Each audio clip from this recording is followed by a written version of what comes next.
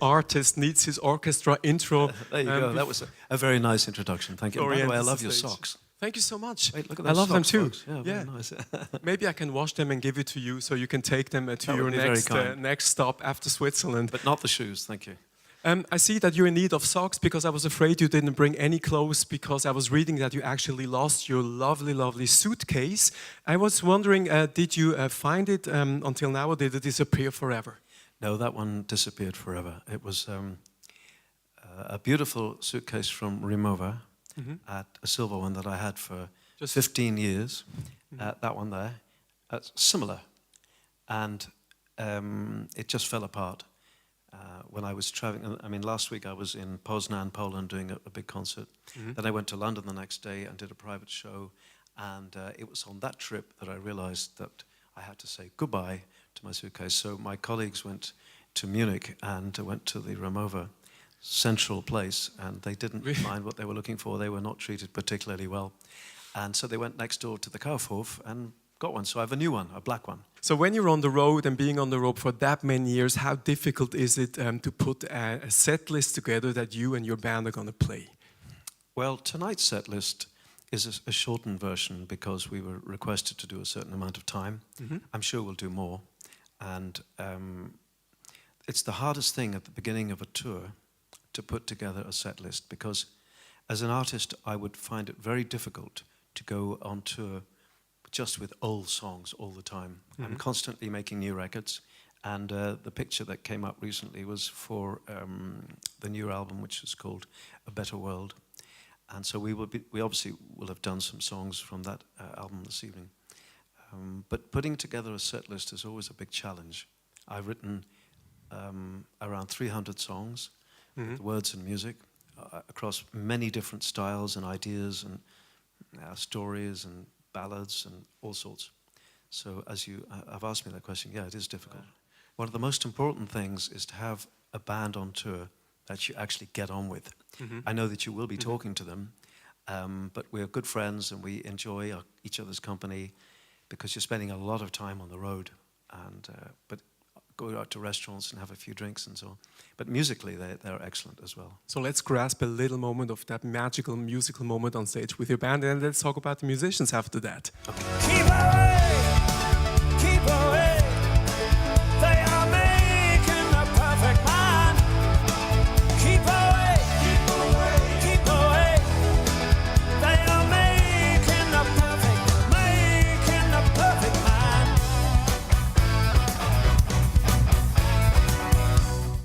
Unfortunately, the fans never hear enough about those great guys that surround Mr. Christa Burgh. So I wanted to take a little focus on my talk to talk about your excellent keyboard player and musical director, Nigel Hopkins.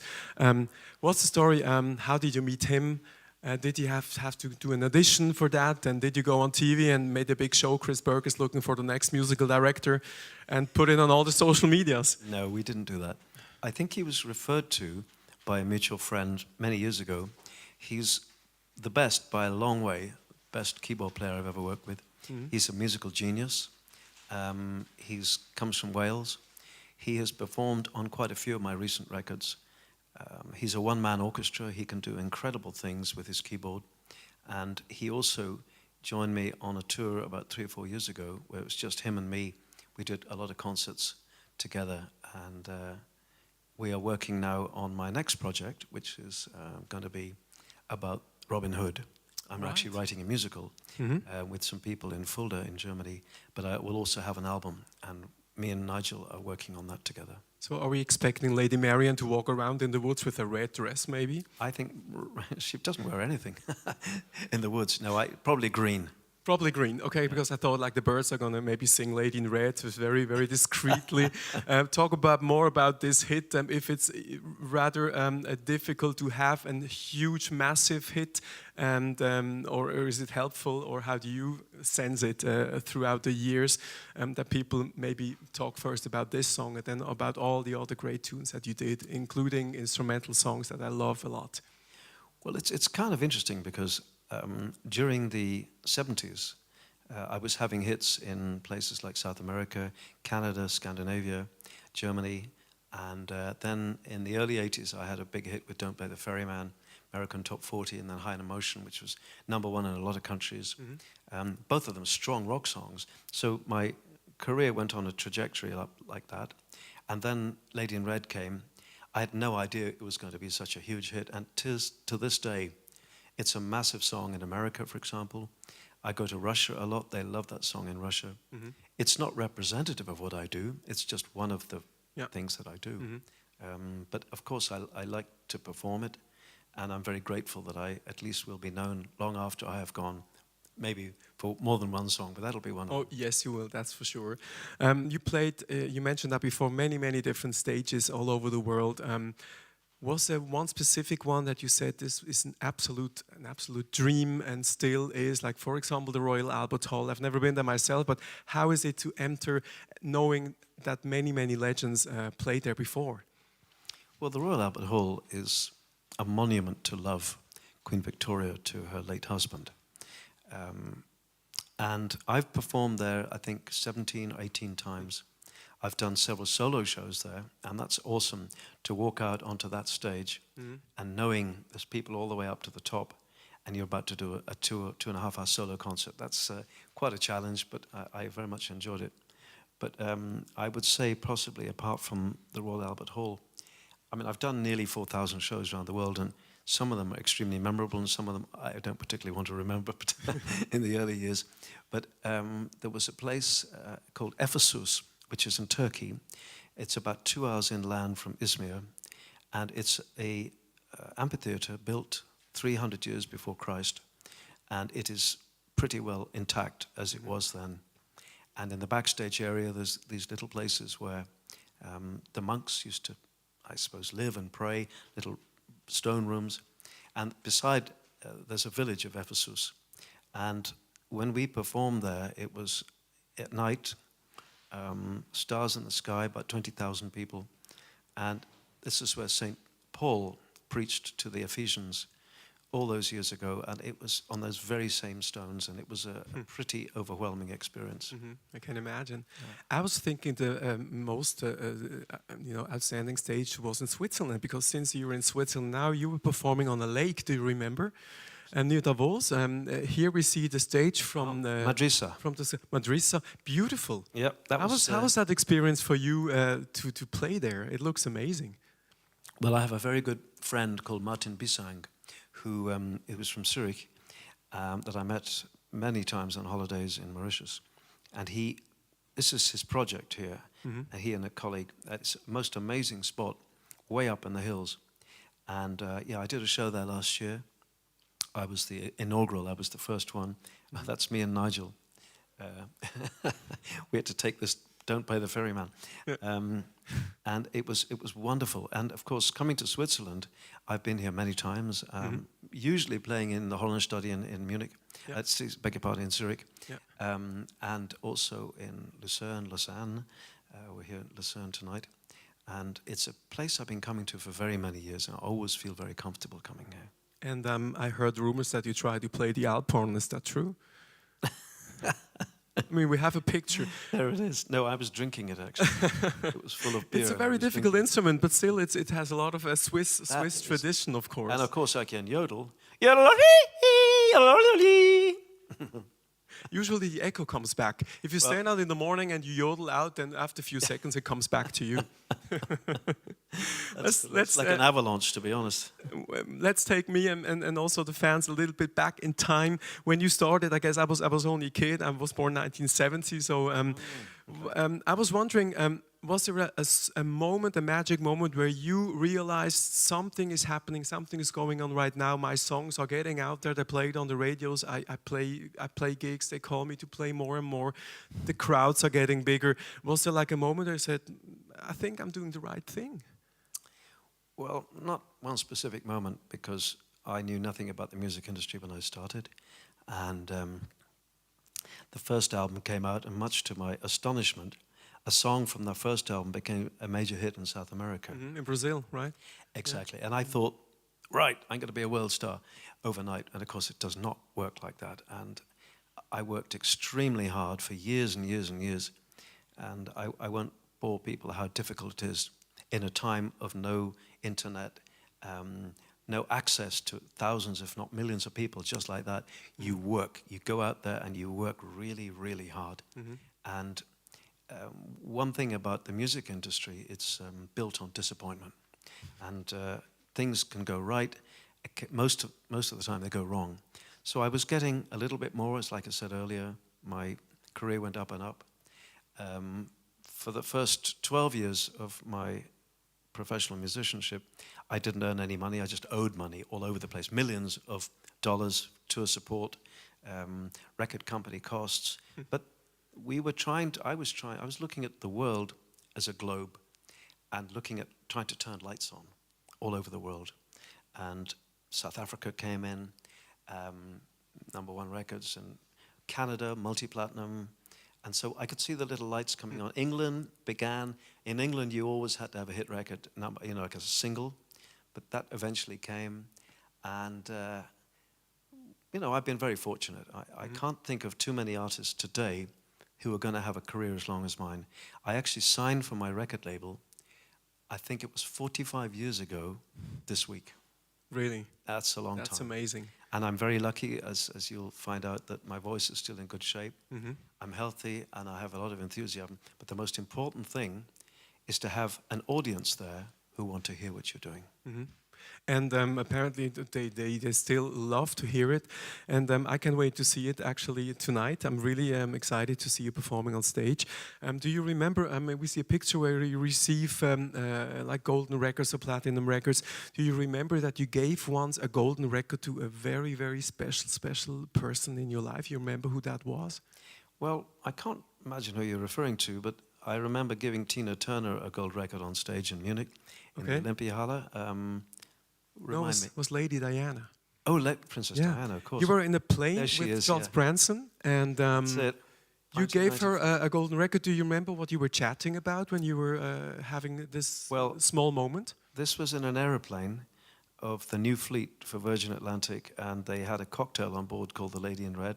Princess Diana, somebody I knew quite well, actually very well, and I was a surprise guest. I sang Lady in Red for her. It was her favorite song, and I gave her that. And right after that, I was going back to London from, I think, Gatwick Airport in a helicopter, and she said, "Could I come with you?" And I said, "Of course." So we went back, landed in Kensington Palace, and I kept in touch. I read also that you were supporting Supertramp.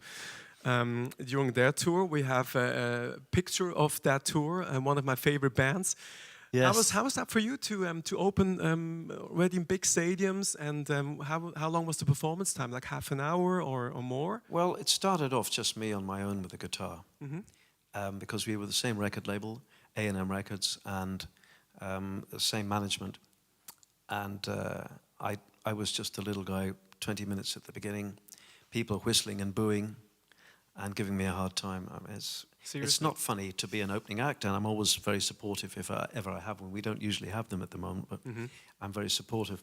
And then things got better and better for me until we were kind of co-headlining in the big football stadiums across Europe and Canada. Is that me? No, that is me. Sure. Yeah, that's good. Roger Hodgson rehearsing backstage. Dreamer. That's it. Yeah. You stupid little dreamer. Well, great song. He also comes many times to Switzerland to perform. When you were a little child, what was the music that was played in your home? What did your parents listen to? Didn't listen to any music. No music at all? No, there he is, my father and mother. No, we didn't have music. I didn't really listen to music until we could hear pop music on Radio Luxembourg. That was an even very poor signal as well. But when I went to my secondary school in England at Marlborough College, I then became exposed to music from the Kinks, the Beatles, the Rolling Stones, and I had a guitar and I enjoyed playing it. So I heard the Beatles have been or still are a big inspiration for your musical career. Yeah. Why is that? Well, I think they've probably been the key inspiration to thousands and thousands of musicians because they wrote some of the most enduring songs. They had fantastic skills, but they wrote simple melodies that people can still remember. And I have, great respect for their musicianship. And about 3 or 4 years ago, I was at a TV station in London, and I saw Paul McCartney, my hero. I went, oh my God, it's Paul McCartney. And he waved at me, and I one of these things, you're waving at me. So I went to talk to him, and he said, the immortal words, he said to me, I feel as if I've always known you, but we have never met. Wow. And coming from your hero, and we chatted for a while, and I could name dozens of their songs that young people all over the world, Hey Jude, for example, Nowhere Man, and so on.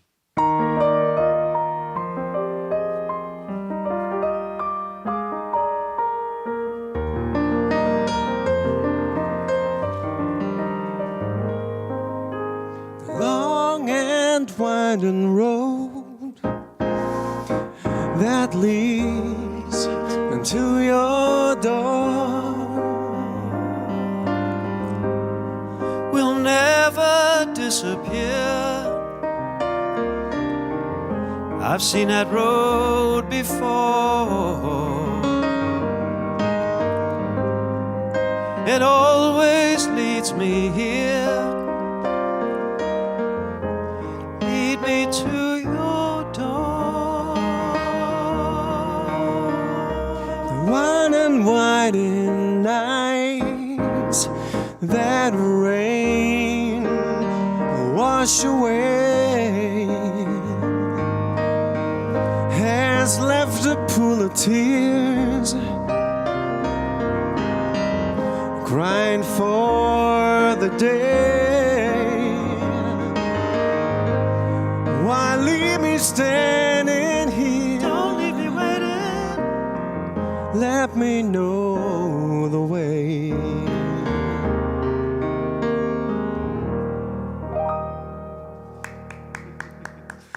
My favorite song. I love it. Bravo, you're a very good piano player and singer. Well done. When I was doing the orchestra shows in the UK, I asked him to come and direct the orchestra, conduct the orchestra for that song. And when you can imagine a 44-piece orchestra and choir, and the guy who wrote the original orchestration for that song, wearing a white suit, it was an amazing moment. You showed some gold records earlier at my home. I've got dozens of awards down the years, plus about 100 gold and platinum records all around the walls of one particular room in my studio. So is this your favorite place, like a place you just sometimes sit and just think, wow, it's amazing what happened? Well, there's some interesting names. U2, for example, opened concerts for me in the UK, at least, in Germany, I think. They did about 6 shows when they were on their way up, and they were the opening act, along with lovely people like Joe Cocker. Yeah, it's been a very interesting career. Oh yes, it is, and I think it will continue. What are your current plans this year? This year, later in the year, I have this big tour coming up where 2 of my favorite albums we're going to do completely, all the way through, and also a lot of other favorites as well. That's going to be about, I suppose, going into next year as well, might do about 60 shows. Last time we did a world tour, we did 68 shows in 12 different countries. So this is going to be a big one. And I mentioned before, I'm writing an album and a musical about Robin Hood. So it'll be a busy time. On behalf of everybody, of all the fans around the globe, thank you so much for coming, and all the best for the future. Thank you very much, and it's a pleasure. And I saw pictures I haven't seen for years. And there he is again. And you play a beautiful piano. And thank you so much. Beautifully, so congratulations. Chris de Burgh, thank you so much.